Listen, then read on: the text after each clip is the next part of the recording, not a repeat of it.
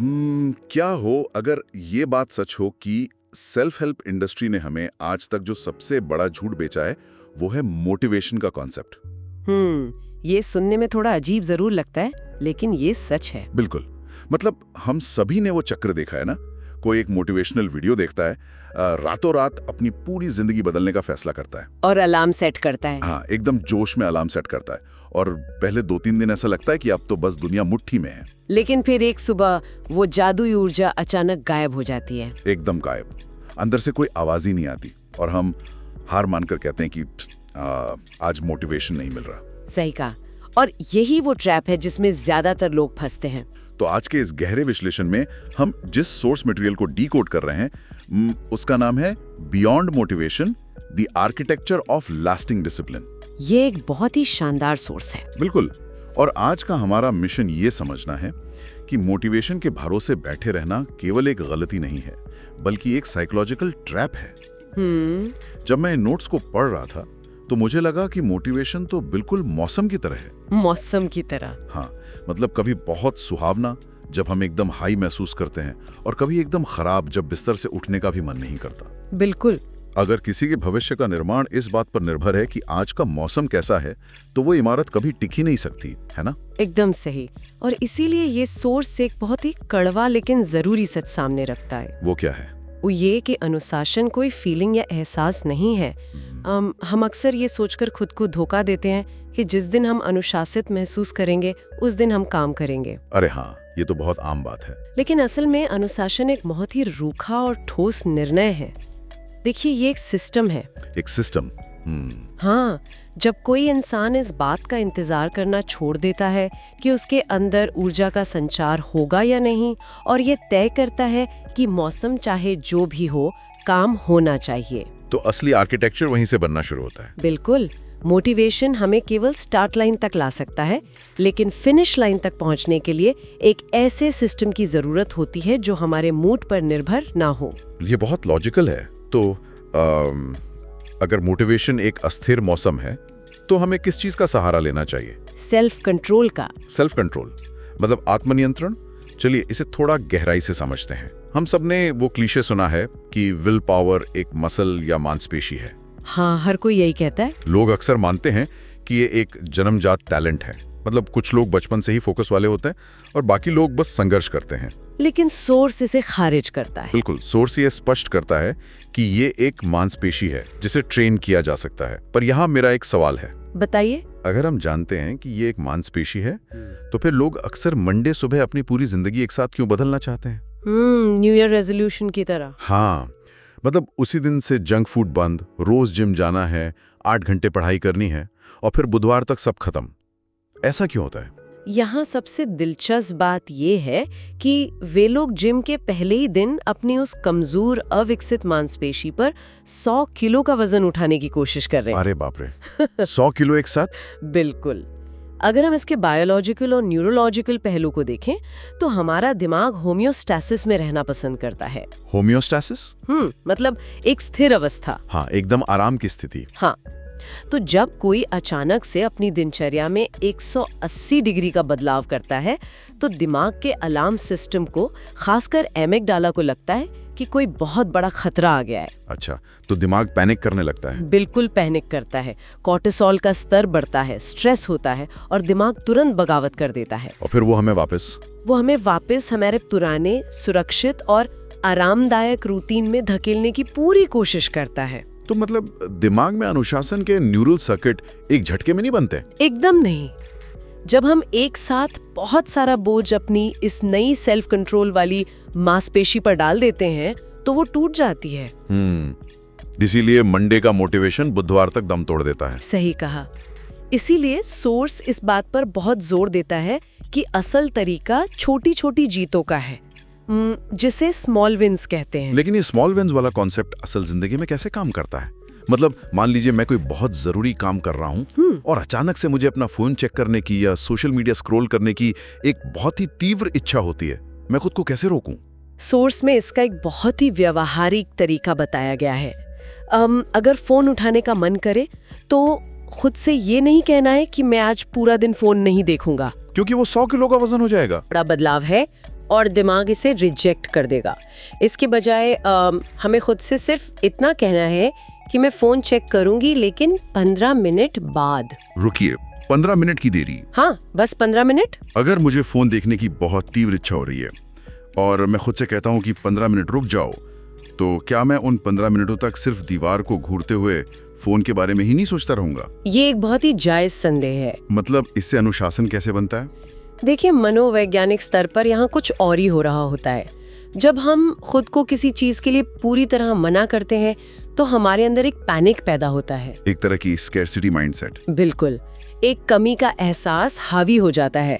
लेकिन जब हम खुद से कहते हैं कि अभी नहीं, 15 मिनट बाद, तो हम उस चीज से इनकार नहीं कर रहे हैं, हम उसे बस रीशेड्यूल कर रहे हैं। सटीक। ये दिमाग को एक सुरक्षा का एहसास देता है कि रिवॉर्ड तो मिलेगा। और मजे की बात यह है कि उन 15 मिनटों में उस इच्छा की जो इंटेंसिटी होती है वो अक्सर अपने आप कम हो जाती है। अरे वाह, मतलब क्रेविंग मर जाती है? काफी हद तक, हाँ। और जब हम बार बार ये छोटी जीतें हासिल करते हैं तो हम असल में अपने दिमाग को ये सिखा रहे होते हैं कि नियंत्रण हमारे हाथ में है, हमारी तात्कालिक इच्छाओं के हाथ में नहीं। एकदम सही। और यही वो प्रक्रिया है जिससे न्यूरल सर्किट मजबूत होते हैं। ये सच में बहुत दिलचस्प है। हम अपनी इच्छाओं को कुचल नहीं रहे, बस उनके साथ निगोशिएट कर रहे हैं। हाँ, हल्की डंबल उठाने जैसा। यहाँ बात सच में बहुत दिलचस्प हो जाती है। लेकिन अगर हम इस मांसपेशी को मजबूत कर भी लें तब भी एक बायोलॉजिकल लिमिट तो आती है ना? कैसी लिमिट? मतलब अगर मैं दिन भर भारी वजन उठाता रहूं तो शाम तक मेरी मजबूत मांसपेशी भी काम करना बंद कर देगी। मुझे ये विल पावर बिल्कुल एक स्मार्टफोन की बैटरी जैसी लगती है। ये बहुत अच्छी एनालॉजी है। सुबह उठने पर बैटरी 100% होती है। हम पहला निर्णय लेते हैं कि क्या पहने, बैटरी 98% हो गई। नाश्ते में क्या खाएं, ओट्स या पराठे, 95%। काम पर कौन सा ईमेल पहले भेजें, 90%। मतलब हम हर छोटे बड़े निर्णय में अपनी विल पावर खर्च कर रहे हैं। बिल्कुल। और मनोविज्ञान में इसे ही डिसीजन फटीग कहा जाता है। Decision fatigue? हाँ, हर बार जब हम कोई निर्णय लेते हैं तो हमारे दिमाग का प्री फ्रंटल कॉर्टेक्स काम करता है और ये हिस्सा बहुत ज्यादा ऊर्जा और ग्लूकोज की खपत करता है। और इसीलिए शायद शाम के 7 बजे तक जब हमें जिम जाना होता है या कोई नया स्किल सीखना होता है तब तक हमारी बैटरी लाल रंग में 5% पर ब्लिंक कर रही होती है। एकदम सही। और हम जिम जाने के बजाय पिज्जा ऑर्डर कर लेते हैं और नेटफ्लिक्स देखने लगते हैं क्योंकि सही निर्णय लेने की ऊर्जा ही नहीं बची है। बिल्कुल। और यही कारण है कि जो लोग सच में बहुत अनुशासित और सफल होते हैं वे दिन भर अपनी विल पावर का इस्तेमाल करते ही नहीं हैं। सच में? तो वो क्या करते हैं? वे एक सिस्टम बनाते हैं। देखिए, सोर्स बहुत स्पष्ट रूप से बताता है कि विल पावर सीमित है जबकि जो सिस्टम हम बनाते हैं वो असीमित होता है। सिस्टम कभी थकता नहीं है। बिल्कुल। और इसका असली समाधान है एनवायरनमेंट डिजाइन। Environment design? हाँ, अनुशासन का मतलब हमेशा दांत भींचकर पसीना बहाकर अपने लालच से लड़ना नहीं है। ये एक स्मार्ट सेटअप है। स्मार्ट सेटअप सुनने में तो ये बहुत लॉजिकल लगता है कि अगर हेल्दी खाना है तो घर में जंक फूड मत रखो। बिल्कुल। या अगर पढ़ाई करनी है तो फोन को दूसरे कमरे में रख दो। लेकिन क्या ये हमेशा व्यवहारिक है? आपका क्या मतलब है? मान लीजिए कोई घर से काम करता है, मतलब वर्क फ्रॉम होम। उसका डेस्क उसकी रसोई से सिर्फ 10 कदम दूर है और उसे पता है कि फ्रिज के अंदर आइसक्रीम रखी है। ये तो मुश्किल है। हाँ, वो अपनी रसोई को तो डिजाइन करके घर से बाहर नहीं निकाल सकता ना। ये एक बहुत ही शानदार चुनौती है। जाहिर है हम हमेशा हर चीज को पूरी तरह से हटा नहीं सकते। तो फिर क्या उपाय है? एनवायरनमेंट डिजाइन का मूल सिद्धांत ये है कि हमें गलत आदतों के रास्ते में फ्रिक्शन या घर्षण पैदा करना है। फ्रिक्शन पैदा करना है? हाँ, और अच्छी आदतों के रास्ते को बिल्कुल स्मूथ बनाना है। उस वर्क फ्रॉम होम वाले उदाहरण में आइसक्रीम को फ्रिज के सामने वाले हिस्से में रखने के बजाय उसे सबसे पीछे रख दें। बिल्कुल, उसे सब्जियों के पीछे किसी डिब्बे में बंद करके रखा जा सकता है। अच्छा, तो थोड़ा मुश्किल बना दिया उसे। हाँ, या अगर सोशल मीडिया की बात करें तो एप्स को फोन के होम स्क्रीन से हटाकर किसी फोल्डर के अंदर डाल देना या हर बार इस्तेमाल के बाद लॉग आउट कर देना। मतलब हम जानबूझकर अपने लिए रुकावटें पैदा कर रहे हैं। जी हाँ, हम बस इतना कर रहे हैं कि उस बुरे निर्णय को लेने में लगने वाले समय और मेहनत को बढ़ा रहे हैं। अक्सर एक बुरी आदत को रोकने के लिए सिर्फ 20 सेकंड का फ्रिक्शन ही काफी होता है। सिर्फ 20 सेकंड? हाँ, जब तक कोई व्यक्ति वो डिब्बा खोलेगा या पासवर्ड टाइप करेगा तब तक उसके दिमाग का लॉजिकल हिस्सा एक्टिव हो जाएगा और उसे याद दिला देगा कि वो ये क्यों नहीं करना चाहता। एकदम सही। ये तो ऐसा हुआ कि हमने अपनी बैटरी को खर्च होने से पहले ही पावर सेविंग मोड पे डाल दिया। हमने अच्छे निर्णय को आसान और बुरे निर्णय को मुश्किल बना दिया। बिल्कुल। लेकिन तो इस सब का मतलब क्या है? हम इंसान हैं, हम चाहे कितना भी अच्छा माहौल बना लें, दुनिया में लालच तो रहेगा ही। ये तो है। मान लीजिए आप ऑफिस जाते हैं, किसी का जन्मदिन है और सामने एक बहुत ही स्वादिष्ट चॉकलेट केक रखा है। Classic situation. वहां आपका एनवायरनमेंट डिजाइन या फ्रिक्शन काम नहीं आता। केक सीधा आपके सामने है। उस तीव्र इच्छा वाले पल में खुद को रोकना इतना असंभव क्यों लगता है? देखिए, इसका जवाब हमारे इवोल्यूशन या विकासवाद में छिपा है। इवोल्यूशन? वो कैसे? हमारा दिमाग लाखों साल पहले के उस माहौल के हिसाब से वायर्ड है जहाँ कल का कोई भरोसा नहीं था। अच्छा। हमारे पूर्वजों के लिए अगर सामने हाई कैलोरी खाना है तो उसे तुरंत खा लेना ही समझदारी थी, क्योंकि पता नहीं अगली बार खाना कब मिलेगा। सही बात है, सर्वाइवल की बात थी। बिल्कुल। इसीलिए हमारा दिमाग वर्तमान पल के सुख को हमेशा प्राथमिकता देता है। जब हम उस केक को देखते हैं तो हमारे दिमाग का लिम्बिक सिस्टम हावी हो जाता है। Limbic system? जी हाँ, जो हमारी भावनाओं को कंट्रोल करता है। जी हाँ। उसे तुरंत डोपामाइन चाहिए। भविष्य का स्वास्थ्य या लॉन्ग टर्म गोल हमारे दिमाग के लिए एक बहुत ही एब्स्ट्रैक्ट कॉन्सेप्ट है। तो एक तरफ लाखों साल का एवोल्यूशन है जो कह रहा है कि अभी खा लो, हाँ, और दूसरी तरफ हमारा वो कमजोर सा भविष्य का लक्ष्य है। ये तो बहुत ही एक तरफा लड़ाई है। इसे कैसे जीता जाए? यहीं पर सोर्स डिलेड ग्रेटिफिकेशन यानी तात्कालिक खुशी को टालने की कला पर जोर देता है। और इसका सबसे कारगर टूल है माइक्रो डिले। यह पहले वाले 15 मिनट के नियम का ही एक और रूप है, लेकिन ये उन अचानक आने वाले लालचों के लिए है। जैसे वो चॉकलेट केक। बिल्कुल। जब सामने केक हो तो खुद से ये मत कहिए कि मैं जिंदगी में कभी केक नहीं खाऊंगी। बस खुद से कहिए कि मैं 10 मिनट रुकती हूँ। 10 मिनट? हाँ, अगर 10 मिनट बाद भी इतनी ही तीव्र इच्छा होगी तो मैं खा लूंगी। फिर से वही डिले है। क्या एवोल्यूशनरी अर्ज सिर्फ 10 मिनट रुकने से शांत हो जाती है? मुझे तो लगता है कि 10 मिनट बाद मैं शायद पूरा केक ही खा जाऊं। मैं समझती हूँ, ये सुनने में बहुत आसान लगता है, लेकिन बायोलॉजिकली ये बहुत गहरा काम करता है। वो कैसे? जब लालच आता है तो हम एक हॉट स्टेट में होते हैं। हमारा लिम्बिक सिस्टम कंट्रोल में होता है। एकदम आवेगी स्थिति। हाँ, लेकिन जब हम 10 मिनट का पॉज लेते हैं तो हम असल में अपने दिमाग के प्री फ्रंटल कॉर्टेक्स को बूट अप होने का समय दे रहे होते हैं। जो लॉजिक और तर्क वाला हिस्सा। एकदम सही, जो लॉन्ग टर्म प्लानिंग का हिस्सा है। मतलब हम अपनी भावनाओं और अपने एक्शंस के बीच में एक बफर डाल रहे हैं ताकि हमारा लॉजिकल दिमाग और सिस्टम को ओवरराइड कर सके। बिल्कुल। वो 10 मिनट का माइक्रो डिले हमें एक प्रतिक्रियात्मक जानवर से वापस एक सोचने समझने वाले इंसान में बदल देता है। अरे वाह। ये हमें ये सोचने का समय देता है कि क्या पल भर का ये डोपामाइन हिट उस लक्ष्य से ज्यादा महत्वपूर्ण है जिसके लिए हम महीनों से मेहनत कर रहे हैं। ये सच में एक बहुत ही पावरफुल हैक है। लेकिन इस पूरी प्रक्रिया में एक और बहुत बड़ी रुकावट आती है। वो क्या? जब हम वो 10 मिनट रुकते हैं या जब हम कोई ऐसा काम शुरू करते हैं जो मुश्किल है, तो हमारा अपना दिमाग हमारे साथ साइकोलॉजिकल खेल खेलने लगता है। बिल्कुल खेलता है। वो हमें डराता है, वो हमें बोरियत महसूस कराता है। अंदर से आवाज आती है, यार ये बहुत उबाऊ है, मुझसे ये नहीं होगा, या मैं इसके लिए बना ही नहीं हूँ। हम अक्सर इन भावनाओं को एक साइन या संकेत मान लेते हैं कि हमें रुक जाना चाहिए। और ये शायद हमारे आज के इस विश्लेषण का सबसे क्रिटिकल हिस्सा है।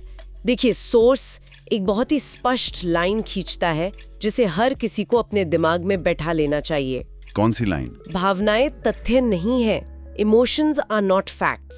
Emotions are not facts. ये एक बहुत बड़ा आहा मोमेंट है। इसको थोड़ा और खोलते हैं। जरूर। हम अक्सर ये मान लेते हैं कि अगर हमें किसी काम में बोरियत महसूस हो रही है तो इसका मतलब है कि वो काम हमारे लिए सही नहीं है, या अगर हमें डर लग रहा है तो इसका मतलब है कि रास्ता गलत है। हम अपनी फीलिंग्स को अपना कंपास मान लेते हैं। और यही वो जाल है जिसमें ज्यादातर लोग फंस जाते हैं। कोई भी नया या मुश्किल काम करते समय बोरियत, डर या शक आना बहुत ही स्वाभाविक न्यूरोलॉजिकल रिस्पॉन्स है। अच्छा, तो ये कोई ईश्वरीय संकेत नहीं है? बिल्कुल नहीं। ये बस दिमाग का ये कहने का तरीका है कि इसमें बहुत ऊर्जा लग रही है, कृपया इसे रोक दें। दिमाग बस अपनी बैटरी बचा रहा है। हाँ, लेकिन इसका मतलब ये बिल्कुल नहीं है कि ये भावनाएं कोई परम सत्य है। अनुशासन का असली मतलब ये नहीं है कि आपको डर नहीं लगेगा या आप बोर नहीं होंगे। तो फिर असली मतलब क्या है? अनुशासन का मतलब है भावनाओं के बावजूद एक्शन लेना, action despite emotion. Action despite emotion, ये बात सच में नजरिया बदलने वाली है ना? मतलब अगर मैं थका हुआ महसूस कर रहा हूँ तब भी मैं अपने डेस्क पर बैठ सकता हूँ। बिल्कुल बैठ सकते हैं। अगर मैं अंदर से महसूस कर रहा हूँ कि मुझ में टैलेंट नहीं है, हाँ। तब भी मैं अपना रूटीन पूरा कर सकता हूँ। हमारी भावनाएं हमारे हाथों और पैरों को बांध नहीं सकती जब तक हम उन्हें इसकी इजाजत न दें। एकदम सही। और अगर हम इसे बड़ी तस्वीर से जोड़ें, जब इंसान लगातार अपनी भावनाओं के पार जाकर काम करता है तो उसके अंदर एक बहुत ही गहरा मनोवैज्ञानिक बदलाव आता है। किस तरह का बदलाव? सोर्स इसे आइडेंटिटी शिफ्ट या पहचान का बदलाव कहता है। इंसान क्या करता है इससे कहीं ज्यादा महत्वपूर्ण ये है कि वो खुद को क्या मानता है। ये पहचान वाला कॉन्सेप्ट बहुत गहरा है। मतलब हम अक्सर अनजाने में ही खुद पर कुछ लेबल्स चिपका लेते हैं। जैसे मैं तो हुई आलसी, या मुझसे तो कभी कोई काम समय पर नहीं होता, और फिर हम अपनी कही हुई बातों को सच साबित करने में लग जाते हैं। इसे मनोविज्ञान में सेल्फ फुलफिलिंग प्रोफेसी कहते हैं। Self fulfilling prophecy? हाँ, हमारा दिमाग कॉग्निटिव डिसोनेंस से नफरत करता है। वो हमेशा हमारी पहचान और हमारे एक्शंस के बीच तालमेल बनाए रखना चाहता है। मतलब अगर मैंने खुद को आलसी मान लिया तो दिमाग कहेगा कि भाई आलसी की तरह ही बर्ताव करो। बिल्कुल, वो अनजाने में ऐसे ही निर्णय लेगा जो उसे आलसी साबित करे। लेकिन जब हम उन दिनों भी काम करते हैं जब हमारा मन नहीं होता, तो क्या होता है? तो हमारा दिमाग हमारे एक्शंस को ऑब्जर्व करता है। वो सोचता है, अरे आज तो हम थके हुए थे फिर भी हमने काम किया। इसका मतलब है कि हम वो इंसान हैं जो अपने वादे निभाता है। अच्छा, मतलब हम अपने एक्शंस के जरिए अपने दिमाग को अपनी नई पहचान के सबूत दे रहे हैं। जी हाँ, अगर ये तय कर लिया जाए और खुद से ये कम्युनिकेट किया जाए कि मैं वो इंसान हूँ जो मुश्किल काम करता है, तो हमारे एक्शंस अपने आप बदलने लगते हैं। क्योंकि तब बात सिर्फ एक काम को पूरा करने की नहीं रह जाती। सही कहा, बात अपनी पहचान को डिफेंड करने की हो जाती है। जब अलार्म बजता है तो सवाल ये नहीं होता कि क्या मेरा उठने का मन है। तो सवाल क्या होता है? सवाल ये होता है कि मेरे जैसे अनुशासित इंसान इस स्थिति में क्या करते हैं। क्या बात है, ये बहुत पावरफुल है। लेकिन जब हम इस नई पहचान को बनाने की कोशिश करते हैं तो अक्सर लोग एक और गलती करते हैं। कौन सी गलती? परफेक्शन की चाहत, परफेक्शन का मिथक।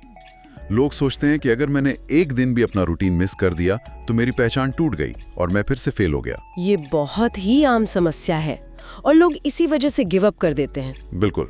इसीलिए सोर्स मिनिमम स्टैंडर्ड या बेसलाइन सेट करने की बात करता है। Minimum standard? हाँ, अनुशासन का मतलब ये नहीं है कि आप 365 दिन 100% परफेक्ट रहेंगे। ऐसे दिन आएंगे जब आप बीमार होंगे, स्ट्रेस में होंगे या परिस्थितियां आपके कंट्रोल में नहीं होंगी। तो उन दिनों में क्या करना चाहिए? उन इम्परफेक्ट दिनों में अनुशासन का मतलब सिर्फ शो अप करना होता है, काम पर आना होता है। इसे एक उदाहरण से समझते हैं। मान लीजिए किसी का रोज 1 घंटा जिम में हैवी वर्कआउट करने का नियम है, लेकिन एक दिन वो बहुत ज्यादा थका हुआ है और उसके पास सिर्फ 15 मिनट है। तो परफेक्शनिस्ट माइंडसेट कहेगा, छोड़ो 15 मिनट में क्या ही होगा, आज का दिन कैंसिल। बिल्कुल, और वहीं पर वो नई आइडेंटिटी टूट जाती है। तो इसका सही तरीका क्या है? इसके बजाय अनुशासित इंसान वो 15 मिनट का हल्का स्ट्रेच या वॉक कर लेगा। उसने 100% तो नहीं दिया, लेकिन उसने अपना मिनिमम स्टैंडर्ड पूरा किया। उसने उस दिन भी खुद को साबित किया कि मैं वो इंसान हूं जो अपनी सेहत को नजरअंदाज नहीं करता। एकदम सही। जब ये स्टैंडर्ड स्पष्ट होता है तो हमें हर दिन पहाड़ों को तोड़ने जितना मोटिवेशन नहीं चाहिए होता। हमें बस हर दिन उस पहाड़ के सामने आकर खड़े होना होता है। बिल्कुल। ये विचार सच में बहुत लिबरेटिंग है कि हमें हर दिन परफेक्ट नहीं होना है, हमें बस हर दिन मौजूद रहना है। हाँ, शो अप करना है। चलिए, तो इस पूरी गहरी चर्चा के धागों को एक साथ पिरोते हैं।